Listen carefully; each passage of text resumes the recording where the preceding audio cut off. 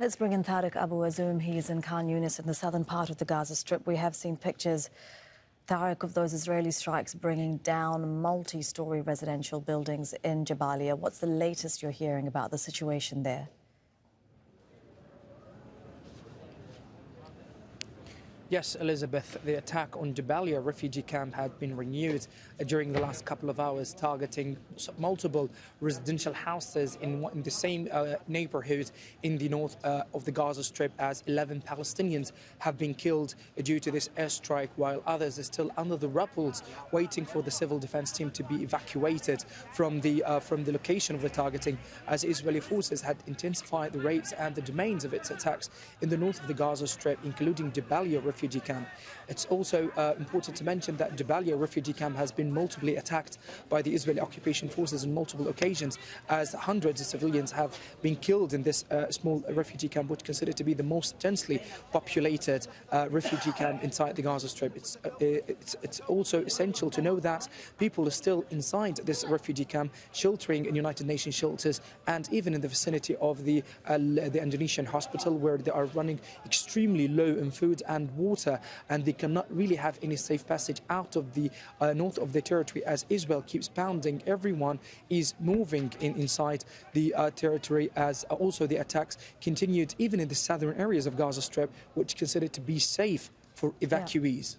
Yeah, we have a situation where residential areas across Gaza are being bombed, but people are not able to get the care they need after being injured in those bombings, if they've survived those bombings, at hospitals. What is the situation in hospitals now, Tareq? We heard from the head of the Indonesian hospital saying they can't take in any more patients. They're already unable to care for those who are there.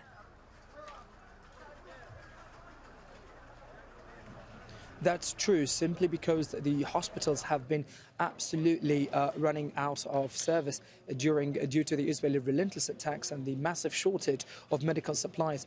Also, the capacity of the beds inside the hospitals are completely reached its limits, as they are no longer able to have more patients and injured people.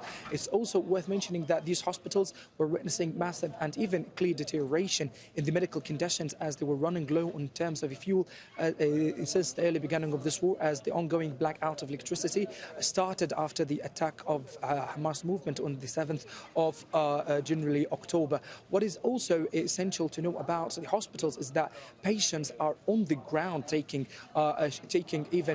receiving medical treatment by doctors who are trying to provide manual, primitive ways of medical care for those patients amid the ongoing lack of medical supplies and needs. And there are also patients, they don't have even enough food and water to survive. So despite even the difficulty and the severe wounds that they had, they also face hunger, as there is no any humanitarian aid had been delivered to the hospitals in the northern areas of Gaza Strip. The situation is similar even in Al-Shifa hospital, where Israel is taking full control, preventing anyone moving in the yards of the hospitals, and even did not afford any safe passage for medical workers, even patients and displaced people inside this medical complex. Yeah, just an incredibly dire situation, isn't it, Tareq? That is Tareq Abu Azzoum, live for us in Khan Younis in the south of the Gaza Strip. Thank you.